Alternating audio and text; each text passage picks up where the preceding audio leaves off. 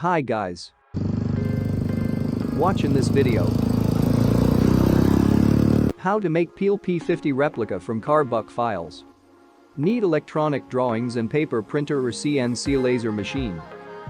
Then need to make cardbox sections from wood board. After that, need to assemble the sections one after another to get a whole skeleton of the future car body. It's like Lego, but for men. Then need to fill the space between the sections with foam and cut off the excess after drying. After that, need to cover the layout with putty in several layers. After preparing the surface of the layout to the ideal, work with resin and glass fiber is carried out to make a finished fiberglass body, future kit car. After that, the finished body is installed on the chassis or frame.